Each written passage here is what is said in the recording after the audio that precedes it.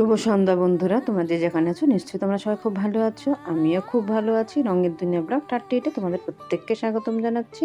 ঘড়িতে বাজে এখন 7:30। এখন থেকে ব্লগটা স্টার্ট করছি। আশা করছি ব্লগটা তোমাদের ভালো লাগবে। দেখো, আমি ইঁদুরটা বানাচ্ছিলাম না, ইঁদুরটা দুটো পার্ট আমার হয়ে গেছে। এবার ইঁদুর দুটোকে আমি জুড়ে নিচ্ছি, মানে একসাথে দুটো পার্ট জুড়লে পরে একটা গোটা হয়ে যাবে ইঁদুর। সেটাকে আমি একটা করে পুঁতি দিয়ে দেখো জুড়ে নিচ্ছি। দেখো, এটা হলো নিচের দিকটা, আমি একটা করে পুঁতি দিয়ে জুড়ে নিচ্ছি। তারপর তোমাদের সাথে আবার শেয়ার করছি। দেখো,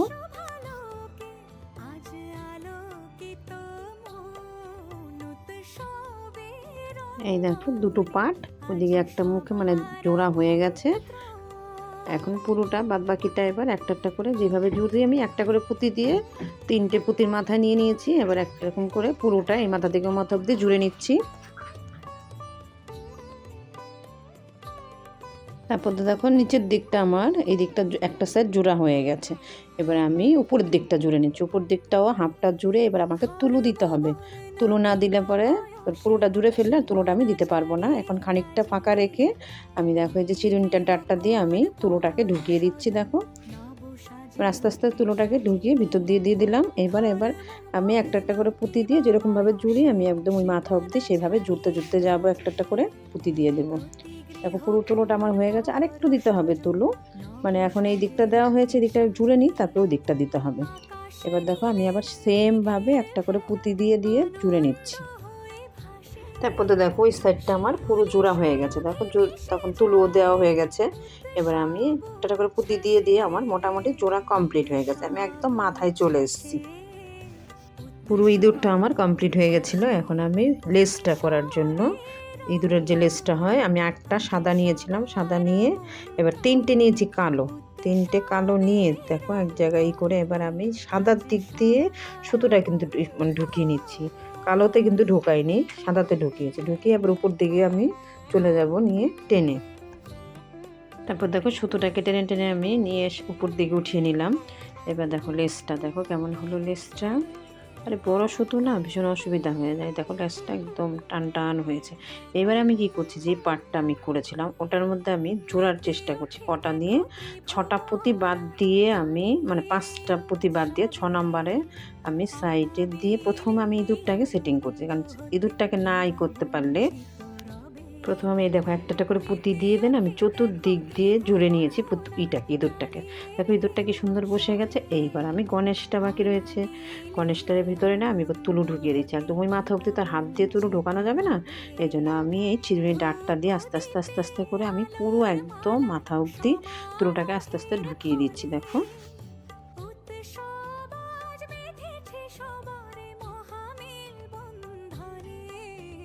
এখন আমার সাইড দিয়ে আমি একদম এই সাইড থেকে একটা পুঁতি দিয়ে আমি দেখো বসিয়ে নিচ্ছি। আমি একদম ইঁদুরটা বসানোর পরে এবার আমি গণেশটাকে বসাচ্ছি।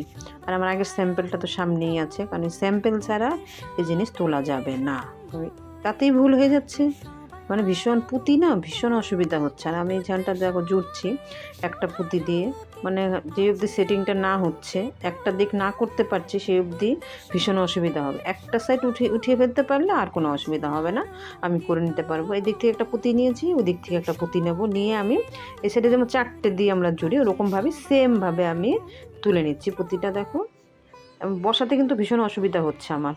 তারপর ধরে আমি সেইভাবে সেরকমভাবে হয়তো ভিডিওটাকে দেখাতে পারছি না, কিন্তু দেখো ভীষণ লকপক করছে না, কারণ যেহেতু একটা সাইডে বসানো হয়নি। দেখো আমি পুরো ধরে এবার চেপে ধরে আমি দেখুন এই সাইড থেকে মানে সুতোটাকে টেনে নিয়ে ওই দিকটা দিয়ে বার করবো। একটা দিকের আমি মানে 3টে লাইন হয় তো ওই দিকের লাইনটা আমি করেছি। এবার সেমভাবে ধরে একটা লাইন তো হয়ে গেছে। এবার ধরে আমাকে পুরো এই দিক দিয়ে রাউন্ড দিতে হবে। সেই রাউন্ডটা কি আগে পরে হলেও হবে না, ওটাও আমার লাইনটা ঠিক হচ্ছে কিনা সেটা আমাকে বুঝে করতে হবে। যদি একটা লাইন ভুল হয়ে যায় সেই জিনিসটা সুন্দর হবে না, আমাকে খুলতে হবে। মানে আমাকে গণেশটাকে বসাতে আমার পারবো না, মানে জিনিসটা ভালো হবে না। তারপর তুলো বেরিয়ে যাচ্ছে, ভীষণ অসুবিধা হচ্ছে কিন্তু আমার করতে। তারপরে দেখো আমি এইটাকে লাইনটাকে ঠিক রেখে আমি কিভাবে করছি সেটাই তোমাদেরকে দেখাচ্ছি। লাইনটাকে আমার ঠিক রাখতে হবে। আমি যেদিকেই সুতো রাখি না কেন, এদিকে রাখি আর ওদিকে রাখি, আমাকে লাইনটাকে ঠিক রেখে একটা করে পুঁতি দিয়ে চতুর্দিক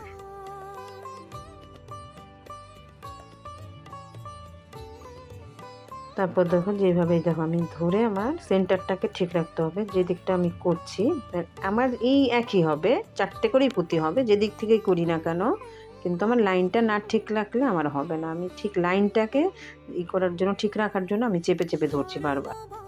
কিভাবে সুবিধা হবে আমি সেই সুবিধা অনুযায়ী আমি এবার হাঁটুর মধ্যে তুলে নিলাম, নিয়ে সেইভাবে পুরো ওই রাউন্ডটা দিতে তো অনেকটা টাইম লাগবে না, আর যে বারবার খালি লেকপাক করছে যে অবধি না হচ্ছে, ভীষণ অসুবিধা হচ্ছে। যাই হোক আমি ওইভাবে জুড়ে নিচ্ছি, তারপর তোমাদেরকে দেখাচ্ছি। দেখো একটা সাইড জোড়া হয়ে গেলে আমার ইজি হয়ে যাবে। এই দেখো মানে এই দিকটা আমি মোটামুটি এই দিকটা জোড়া হয়ে গেছে, দেখো এই সাইডটা কিন্তু জোড়া হয়ে গেছে। দেখো তোমরা কতটা বুঝতে পারছো আমি জানি না। দেখো পুরো একটা একটা করে পুঁতি দিয়ে দিয়ে না আমি চতুর্দিকটা, একটা সাইড পিছনের দিকটা জোড়া হয়ে গেছে, আমি এখন সামনের দিকটা জোড়ার চেষ্টা করছি।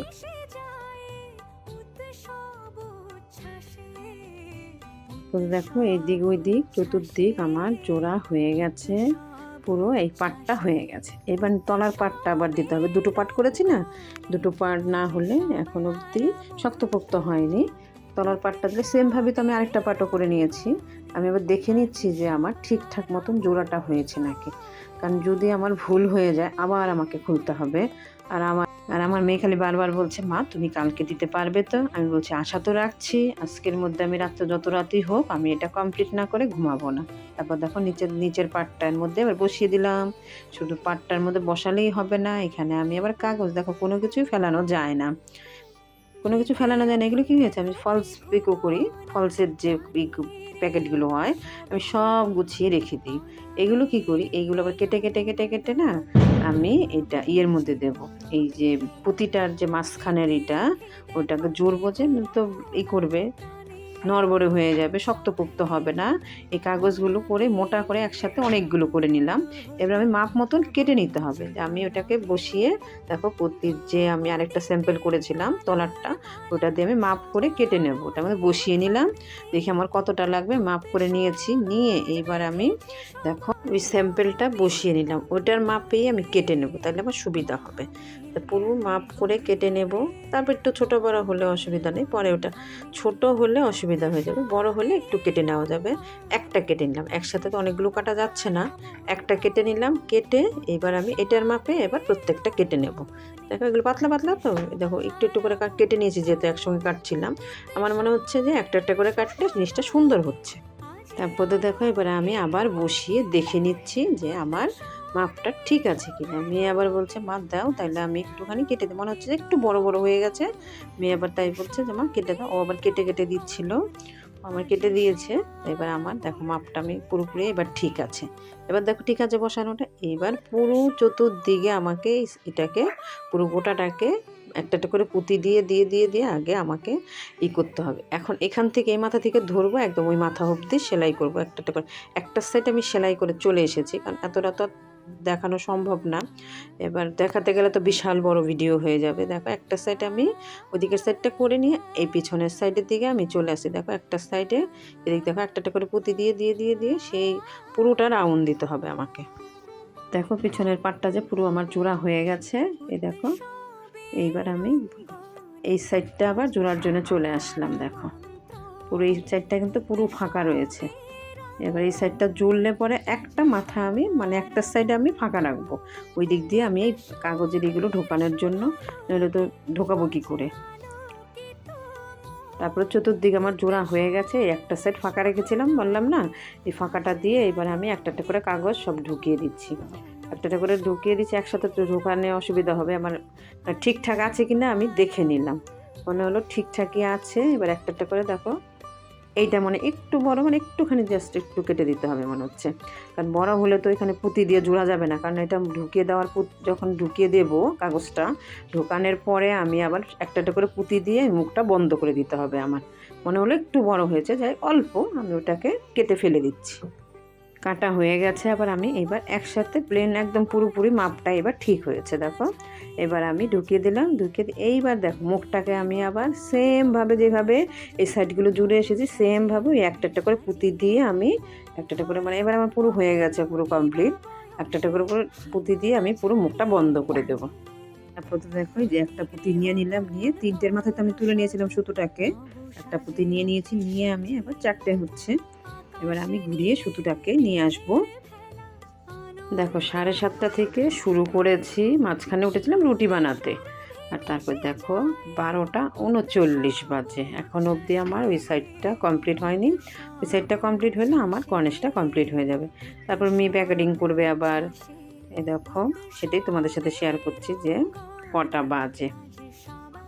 ভিডিওটা ভালো লাগলে একটা লাইক করতে ভুলবে না, যারা যারা চ্যানেলটাকে সাবস্ক্রাইব করোনি প্লিজ করে দিও, পাশে থাকা বেল আইকন অল করে দেবে, নোটিফিকেশান তোমাদের কাছে সবার আগে পৌঁছে যাবে।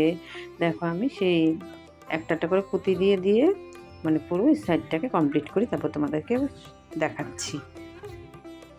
তারপর দেখো পুরো আমার কমপ্লিট হয়ে গেছে গণেশটা। কেমন হয়েছে তোমরা বলবে বন্ধুরা। দেখো এই সাইড ওই সাইড দেখো এখন শক্তপোক্ত হয়েছে, একটা নেই যে আমি বসাতে পারছিলাম না, কি অসুবিধা আমার হচ্ছিল।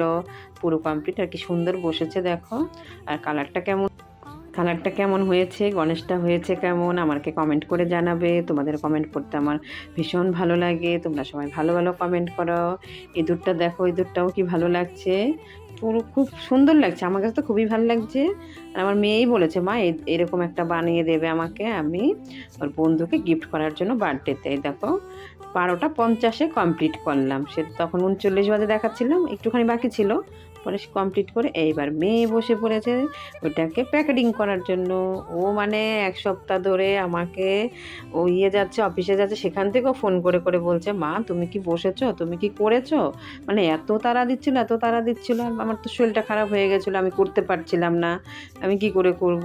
ও বুঝতে পেরেছে, তাও আমাকে আবার বলছিল মা তুমি করে দাও না করে দাও না, মানে ওর তাড়াতেই আরও বেশি করে। আজকে আমি বলেছি কালকে আমি তোকে দেবই দেবো, যেভাবেই পারি না কেন, আজকে যত রাতই হোক আমি আজকে তোকে এটা করে কমপ্লিট করে তারপরে আমি অন্য কাজ করবো। আমার কোনো কাজ হয়নি, আমি সমস্ত কাজ রেখে দিয়ে এসে আমি এটা কমপ্লিট করছিলাম, ও আবার এটাকে প্যাকেটিং করছিল।